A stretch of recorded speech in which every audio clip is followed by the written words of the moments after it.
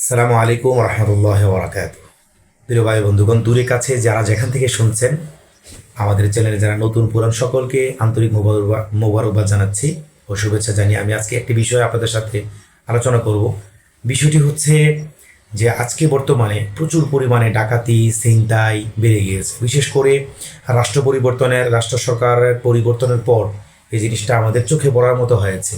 আপনারা যারা নিউজ পড়েন, নিউজ দেখেন, সবাই জানেন যে সর্বত্র এখন খুন ছিনতাই এগুলো অনেক পরিমাণে বেড়ে গিয়েছে। দর্শন অনেক পরিমাণে বেড়ে গিয়েছে।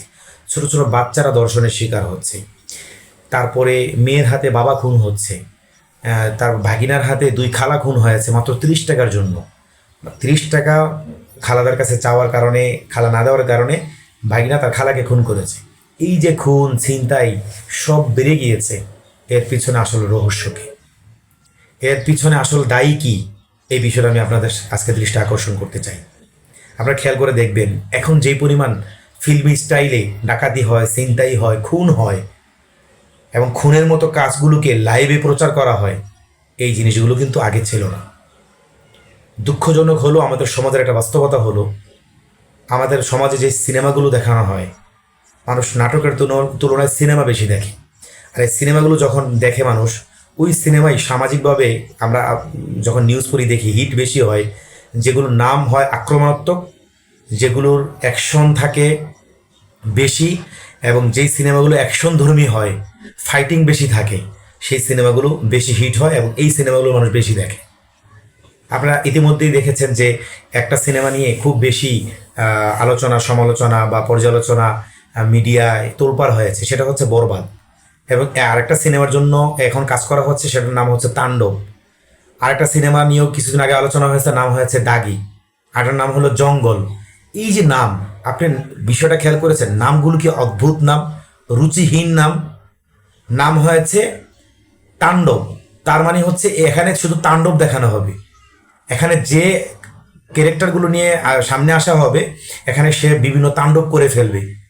এই বরবাদ মানে কি? বরবাদ মানে হচ্ছে সব ভেঙে চুরে চুরমার ধ্বংস করে দিবে। তাহলে মেন্টালিটি হচ্ছে আমাদের এরকম, সব ভেঙে চুরে শেষ করে ফেলতে হবে, সব ধ্বংস করে দিতে হবে। দেখেন, মুভির নাম হচ্ছে দাগি।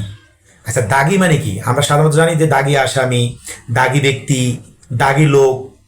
হ্যাঁ, তো দাগি বলতে আমরা বুঝি যে একটা খারাপ জিনিস। জঙ্গল, এত এত সুন্দর ভদ্র সভ্য নাম বাদ দিয়ে, শব্দ বাদ দিয়ে নাম দেওয়া হলো কি জঙ্গল, ছবির নাম। তাহলে আমাদের সমাজের মেন্টালিটিটা কোন দিকে গিয়েছে? এখন যখন একজন মানুষ এই সিনেমাগুলো দেখে, সেখানে দেখানো হয় কিভাবে ফায়ার করতে হয়, কিভাবে সবাইকে অ্যাটাক করে মেরে ফেলতে হয়, কিভাবে সবাইকে বন্দি করতে হয়, কিভাবে মানে খুনের উপরে লাশ গুম করে ফেলতে হয়। এই জিনিসগুলো দেখে দেখে দেখে দেখে এইগুলো আমাদের সমাজের ছোট বয়সের কিশোররাও অ্যাপ্লাই করে। কিশোর বয়সের মানুষ তো অনুকরণ প্রিয়। জন্ম থেকেই মানুষ অনুকরণ করে করে শিখে। একটা ছোট্ট বাচ্চা দেখেন, প্রথমে সে কথা বলতে পারে না, মা বাবাকে, মা বাবার সাথে সে কিভাবে কোঅপারেট করে, সে মা বাবাকে অনুসরণ করে। মা বাবা যেভাবে যা ধরে, যেভাবে যা বলে, সে তাই বলে, তাই করে, করতে করতে একসময় সে বড় হয়, মা বাবা যেরকম হয় সেও সেরকমই হয়। আপনি একটা জিনিস খেয়াল করে দেখেন, বাংলাদেশের নারীরা যে কোনো রকমের পোশাক পরে বের হতে পারে না। কারণ কি? তারা এভাবে অভ্যস্ত না, এভাবে অনুকরণ তারা করে প্র্যাকটিস করা নাই। আপনি খেয়াল করেন, এই বাংলাদেশের মেয়েটাই যখন বাহিরে যায়, ওই ধরনের একটা এনভায়রনমেন্ট পায়, সে পরিবেশ পায়, তখন এই বাংলাদেশের নারীটাই পোশাক ছোট হয়ে যায়। একইভাবে যখন সে 5 বছর 10 বছর ওখানে থাকে, তখন সে দিব্যি ওখানে প্যান্ট পরে ঘুরে বেড়ায়, তার কাছে কিছুই মনে হয় না। কারণ পরিবেশ, কারণ সে ওইভাবেই দেখতেছে। যে বাচ্চাটা ওখানে জন্ম নিচ্ছে, বাংলাদেশের কোনো ফ্যামিলি যদি ওখানে গিয়ে সিটিজেনশিপ পেয়ে ওখানে বসবাস করে, তাদের ঘরে যে সন্তানটা জন্ম নেয়, সেখানে সে বেড়ে ওঠে, যুবতী হয়, বড় হয়, দেখবেন সেই ওদের মতো করেই তার কালচার। কেন? সে জন্মের পর থেকে এগুলি দেখেছে, এগুলো দেখে দেখে তার ভিতরে ওই অনুকরণটা চলে আসছে। তো স্বাভাবিক একটা ব্যাপার, আমরা যখন সিনেমাতে, আমরা যখন নাটকে, সব কিছুতে আমরা যখন এই খুনের বিষয়গুলোকে খুব ওপেনলি দেখাবো, মদের ব্যাপারগুলোকে খুব সহজে দেখাবো, তারপরে বেহায়াপনা অশ্লীলতার বিষয়গুলোকে খুব সহজে দেখাবো, এই বেহায়াপনা আমাদের সমাজে ছড়াবে, এই খুন আমাদের সমাজে ছড়াবে, এই ডাকাতি আমাদের সমাজে ছড়াবে। এই জন্য আমি মনে করি এগুলোর ব্যাপারে সরকারের তৎপরতা দরকার, আমাদের সমাজের মানুষের সচেতন হওয়া দরকার। আপনারা বরবাদ শুনলে নিজেরা বরবাদ হয়ে যান। তাণ্ডবের কথা শুনলেই সমাজের মধ্যে তাণ্ডব শুরু করে দেন তাণ্ডব দেখার জন্য। এখনো অনেকে উদ্গ্রীব হয়ে আছেন যে কবে শাকিব খান আসবে, তারপর আমরা সেই তাণ্ডব দেখব। কেন? এই তাণ্ডব দেখে দেখে যে আপনি একসময় তাণ্ডব শুরু করে দিবেন, আপনি কি একবারও ভেবেছেন?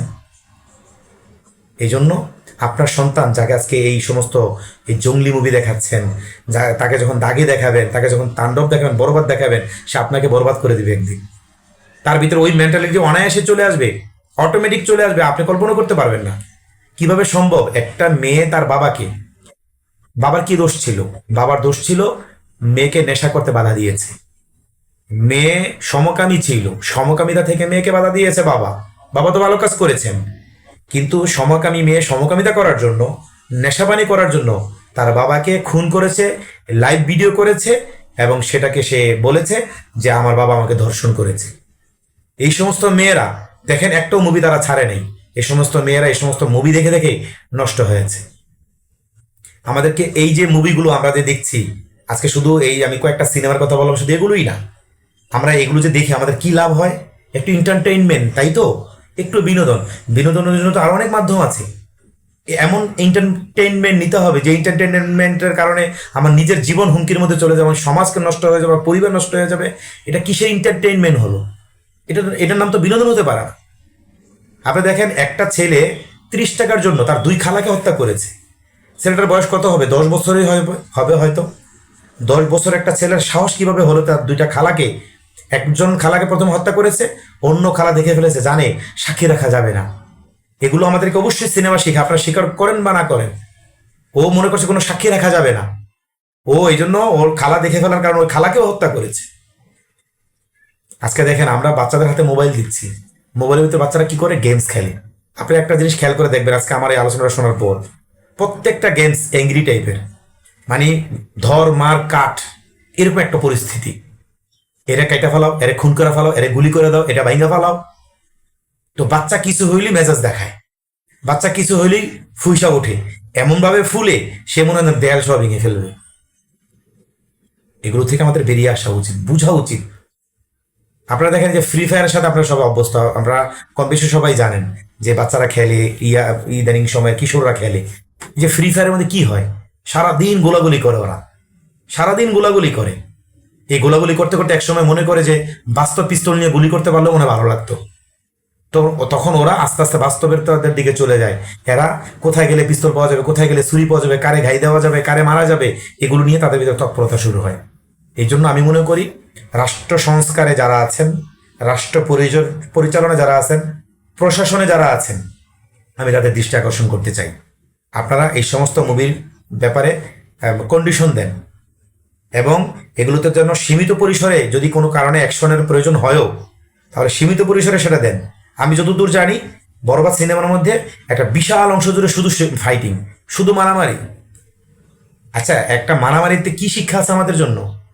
আর আপনারা সাংবাদিক ভাইয়েরা যারা আছেন, কি বা বলবো, শুধু এদের পিছনে পিছনে ক্যামেরা নিয়ে নিয়ে ঘোরেন। যখনই এরা এই ধরনের সিনেমা করে আসে, তাদের সাক্ষাৎকার নেন, তারা সিনেমাতে ঢুকলেও সাক্ষাৎকার নেন, বের হলেও সাক্ষাৎকার নেন, তারা চা খাইতে গেলেও সাক্ষাৎকার নেন, গাড়ি থেকে নামলেও তাদের সাক্ষাৎকার নেন। এগুলো করে করে সমাজের সবার কাছে তাদেরকে হিরো বানিয়ে রেখেছেন। আপনাদের এগুলো বন্ধ করা উচিত। আপনারা সাংবাদিকরা, প্রশাসনের অসচেতনতা, এগুলোর কারণে আজকে সমাজটা নষ্ট হচ্ছে, সমাজে খুন খারাপি বাড়ছে। ভালো জিনিস প্রচার করুন, ভালো ব্যক্তিদেরকে মানে সমাজের আইডল হিসেবে শো আপ করুন। আপনারা সাংবাদিকরা যদি, যারা সমাজের ক্লিন ইমেজের মানুষ আছে, তাদেরকে যদি বেশি বেশি করে এভাবে প্রচার করেন যে তারা অফিসে ঢুকছেন, অফিস থেকে বের হচ্ছেন, অফিসে যাচ্ছেন, তারা কোনো একটা প্রোগ্রামে যাচ্ছেন, এভাবে তাদেরকে প্রমোট করেন, তখন কিশোররা তাদেরকে ফলো করবে যে এই ধরনের মানুষ হওয়ার কারণে সাংবাদিকরা তাদের পিছনে পিছনে ছোটে, সুতরাং আমি এই ধরনের মানুষ হব। আপনারা ছোটেন এই ধরনের যারা সন্ত্রাসী কার্যক্রম ভালো করে, ফাইটিং ভালো করে, তাদের পিছনে পিছনে আপনারা ছোটেন, যার কারণে প্রত্যেকটা ছেলের, কিশোর ছেলের এখন স্বপ্ন হলো যে আমি ভবিষ্যতে আমিও ফাইটিং করব, আমিও মারামারি করব। তাহলে কি আপনারা ভবিষ্যৎ প্রজন্মকে শুধু মারামারি দিকে ঠেলে দিতে চান? সাবধান হন, এই ব্যাপারগুলো আপনারা খেয়াল করুন। আল্লাহ তাআলা আমাদের শুভ বুদ্ধির উদয় করুক, আমাদেরকে সঠিকটা বোঝার তৌফিক দান করুক। আসসালামু আলাইকুম রহমতুল্লাহ।